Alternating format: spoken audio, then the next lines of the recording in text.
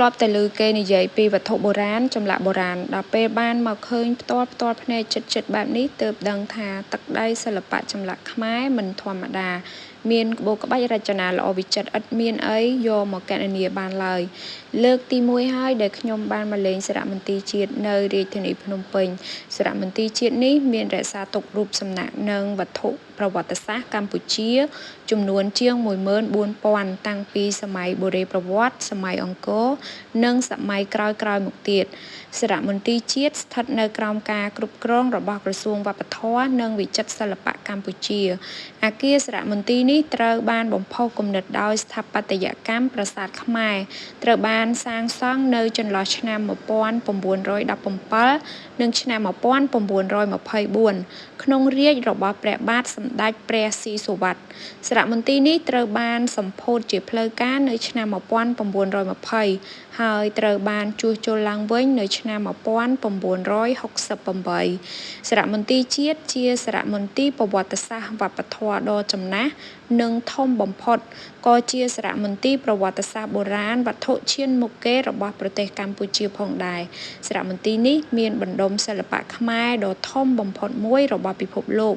រួមទាំងចម្លាក់វត្ថុមានតម្លៃលង្ហិនសិលាចារឹកនិងស្ថាបត្យកម្មមួយចំនួនត្រូវបានរក្សាទុកនៅឯសារមន្ទីរជាតិនេះពុកម៉ែបងប្អូនចង់ឃើញច្បាស់ផ្ទាល់ភ្នែកអាចទៅទស្សនាបានគ្រប់រូបចម្លាក់និងវត្ថុបុរាណនីមួយៗសុទ្ធសឹងតែមានឈ្មោះមានសម័យកាលទីកន្លែងដែលត្រូវបានរកឃើញនិងយកមករក្សាទុកតួយ៉ាងដូចជាចម្លាក់ថ្មដែលកំពុងឈរបង្អួតរៀងដាក់ភ្ញៀវទេសចរនេះអញ្ចឹងគឺជាប្រតិមាព្រះហិរិហរៈសាងអំពីថ្មភក់នៅប្រាសាទអណ្ដែតចំណែកនេះគឺជាបដិមាព្រះវិរុណរកឃើញនៅប្រាសាទគោកដូងគឺជាទេពតំណាងឲ្យទឹកឬសមុទ្រនិងជាទេពដ៏សំខាន់មួយនៅក្នុងព្រហ្មញ្ញសាសនាចំណែកនេះគឺជាកញ្ចាំងរូបឥសីរកឃើញនៅប្រាសាទព្រះគោចុងសតវត្សទី9បដិមាស្វាមីធំចំនួន2ឈរប្រយុទ្ធគ្នាដែលឆ្លាក់លើជើងទម្រតែមួយឆ្លាក់ពីថ្មភក់មានកម្ពស់ 2,78 ម៉ែត្របដិមានេះត្រូវបានរកឃើញនៅប្រាសាទចិននៃតំបន់ប្រាសាទកោះកេរក្នុងរវាងទសវត្សរ៍1960ដោយក្រុមអ្នកស្រាវជ្រាវនៃសាលាបារាំងចុងបូព៌ាប្រទេសនេះគឺជារូបចម្លាក់ព្រះហិណ្ឌូគ្រីស្នរៈគោវធនដែលមានអាយុកាល